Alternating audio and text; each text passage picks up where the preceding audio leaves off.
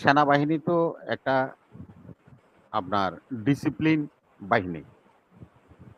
আমরা এই ৫৪ বছর স্বাধীনতার পর থেকে অনেক কোর্টও সেনাবাহিনীর অনেক কিছু হইছে, অনেক প্রাণ গেছে, সবকিছু জানি।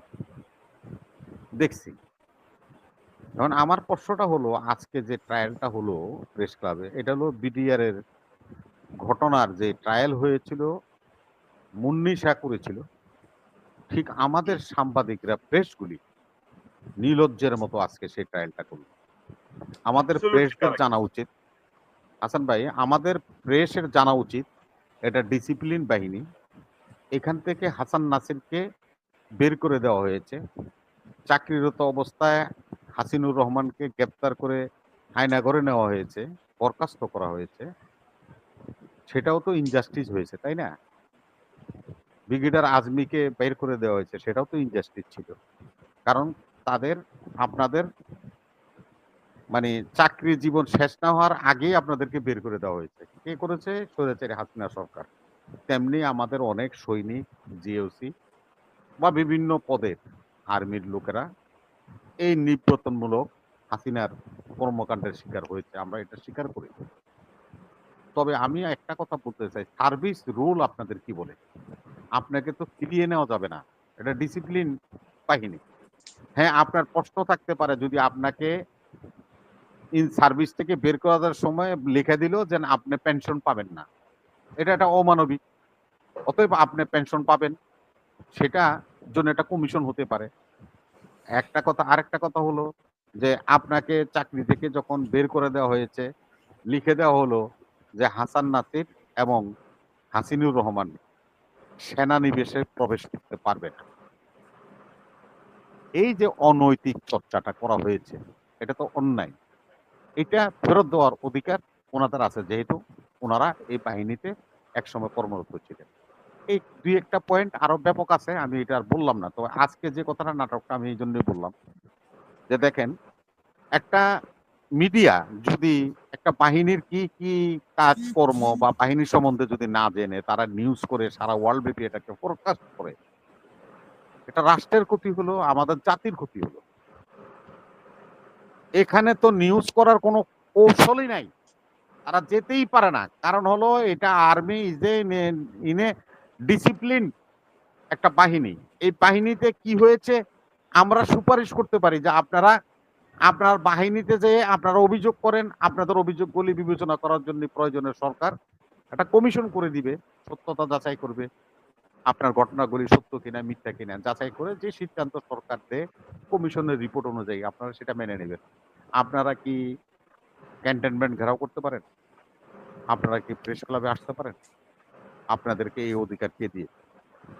বাহিনীও দেয় নাই, সরকারও দেয় নাই। অত্যন্ত একটা অনৈতিক কর্মকাণ্ড করে সরকারকে আবারও বেকায়দা ফেলার জন্য এবং সেনাবাহিনীকে মোরালিটি নষ্ট করে দেওয়ার জন্য এই সৈনিকগুলি কারো না কারো হস্তক্ষেপে এই রাস্তায় এসেছে। যারা তাদের সাথে ছিল এরা তো সৈনিক না, এত সিভিলিয়ান ছেলেপেলে, ইয়াং ছেলেপেলে আমি দেখলাম। এরা কারা?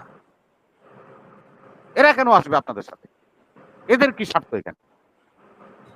তারাও সেটা ক্রিকেট করতে পারে নাই, তাদেরকে সুযোগ দিয়েছে, তারাও ঢুকেছে।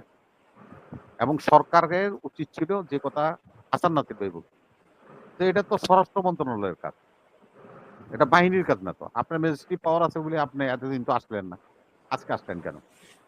কালকে আইএসপিআর থেকে যে কথাটা আপনি বলছেন, সে কথাটা বলাটা কি ঠিক হয়েছে? একটা নিয়মিত বাহিনী তার ক্যান্টনমেন্ট রক্ষা করার জন্য মিছিল সমাবেশ বন্ধ করে দিল। এটা তো বাহিনীর জন্য একটা দুর্বলতা এবং বাহিনীর জন্য একটা কলঙ্ক। এটা আপনি বলবেন কেন? এটার জন্য তো প্রটেক্ট করবে হলো ঢাকার মহানগরের ডিএমপি আছে, পুলিশ বাহিনী আছে, অন্যান্য বাহিনী আছে, তারা দেখবে, তারা প্রজ্ঞাপন জারি করবে, স্বরাষ্ট্র মন্ত্রণালয় প্রজ্ঞাপন জারি করবে, তারা যে কোনো মুহূর্তে যে কোনো জায়গায় 144 জারি করে দিতে পারে, মিছিল মিটিং নিষিদ্ধ করে দিতে পারে। আপনারাই অনধিকার চর্চাটা করতে গেলেন কেন?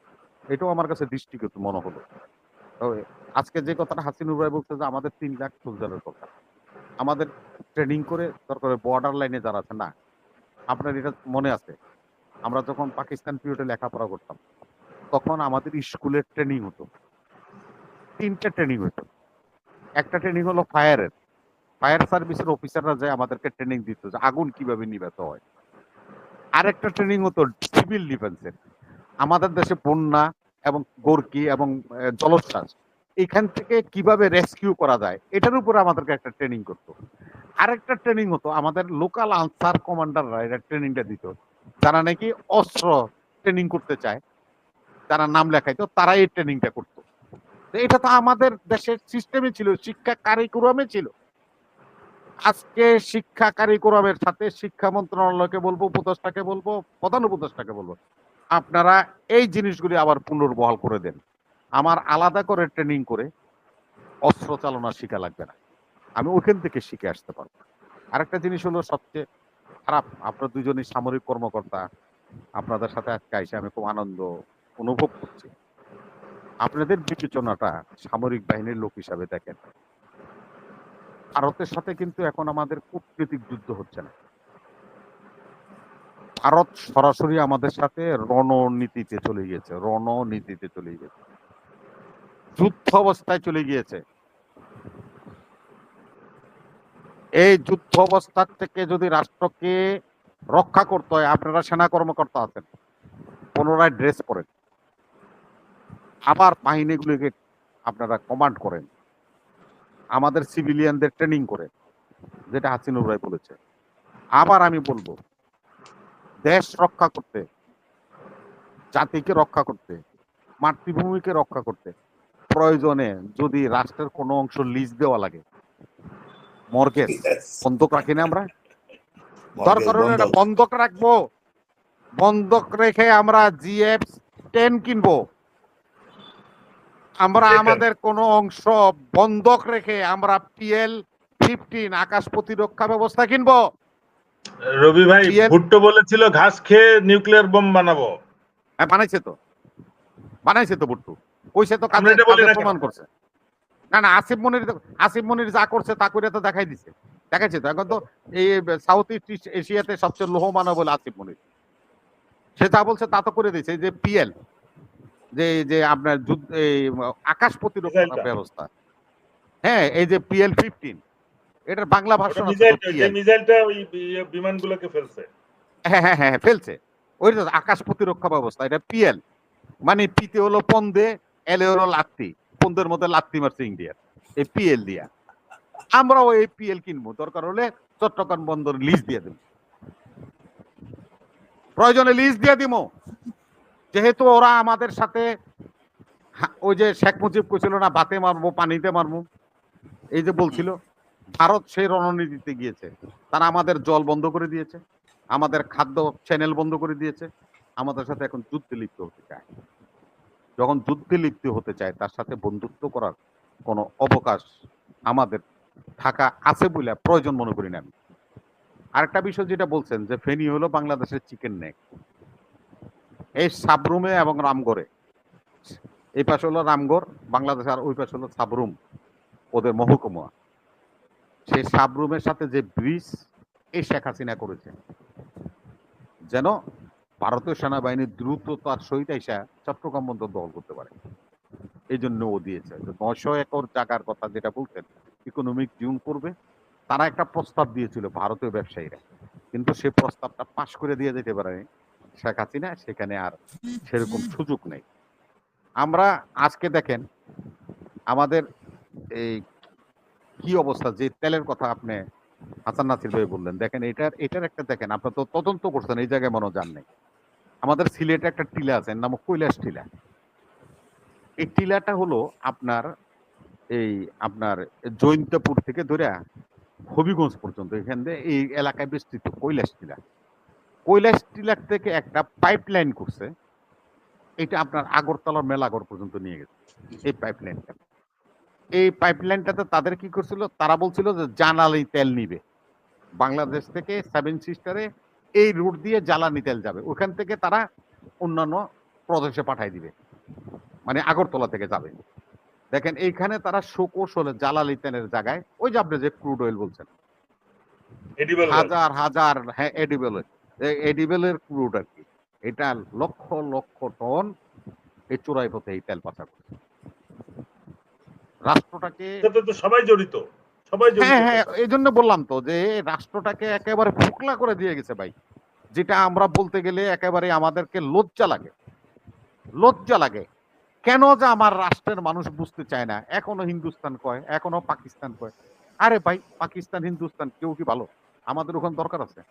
আমাদের চারপাশে আমাদের শত্রুরা দাঁড়ায় আছে, সেটা আমাকে লক্ষ্য করতে হবে। এটা ছোট্ট গল্প বলি, হাসান নাসির ভাই আছেন তো, আজকে হাসিনুর ভাইয়ের এই গল্পটা শুনে যায়। বনের রাজা সিংহ মারা গেছে, তো বনের পশু পাখি জীব জন্তু জানোয়ার যারা আছে সবাই ওই রাজারে মারা গেছে দেখতে আইছে। তো ওই রাজা যাদের সাথে রুরু ব্যবহার করছে হেরা কইছে মরছে, শালায় ভালো হয়েছে। আবার যাদেরকে একটু আদর টাদর করছে তারা কইছে না, রাজা ভালো ছিল, মরে গেছে। এই ফাঁকে শিয়াল কি করছে, সিংহের যে রাজমুকুট এটা রবি ভাই মাথার শেষ মধ্যে পর্যায়ে দিয়া, আছে, শেষ করতে হবে। হ্যাঁ, এটা মাথায় দিয়া ও কি করছে, সিংহাসনে বসে পড়ছে। বসে কয়, এই তোমরা আমার কথা শুনো, আমি বললাম আজ থেকে বনের রাজা। তখন ওখানে বানর ছিল, বানরও কয় যে আরে এটা তো হিয়াল, ও আবার রাজা হয় কেমনে? তখন ও বললো যে আচ্ছা একটা পরীক্ষা করি, তো সব শিয়াল রেটাকে আর কি ডাক দিচ্ছে হুয়াক্কা হুয়া। তখন তো ওই রাজা ও হুয়াক্কা হুয়া কয়ে বইছে। এখন তো তারা ধরে সবাই কি থাপ্পড় মারছে, মাইরা সিংহাসন থেকে নামাইছে। নামানোর পর হায়ানারা দাঁড়ায় আছে যে কখন বনের পশুরা চলে যাবে। কেননা সিংহের যে সৎকার সেটা তো করবে হায়ানারা, সিংহের মাংস খাবে, হায়া সৎকার করবে। তখন হায়ানারা দূর থেকে বইয়া কইছে, কারে বেটা রাজার সৎকার করবো আমি, বনের রাজা হমু আমি, তোরা কে রে? আমাদের দেশের চারপাশে হায়ানারা চেয়ে আছে কখন রাষ্ট্রটাকে খুপলে খুপলে খাবে। বিনয়ের সহিত অনুভব করি, দল নয়, মত নয়, হিন্দু নয়, মুসলমান নয়, খ্রিস্টান নয়, আমরা বাংলাদেশি জাতীয়তাবাদে বিশ্বাস করি। জিয়াউর রহমানের বাংলাদেশের জাতীয়তাবাদ, এই জাতীয়তাবাদের উপরে বিশ্বাস রাখলে আমাদের মধ্যে যে অনৈক্য আছে, আমাদের মধ্যে যে সমস্ত কথাবার্তা এখন হচ্ছে, সবকিছু ধুয়ে মুছে যাবে, দেশ আবার সঠিক পথে চলে আসবে। ধন্যবাদ আপনাদের সকল।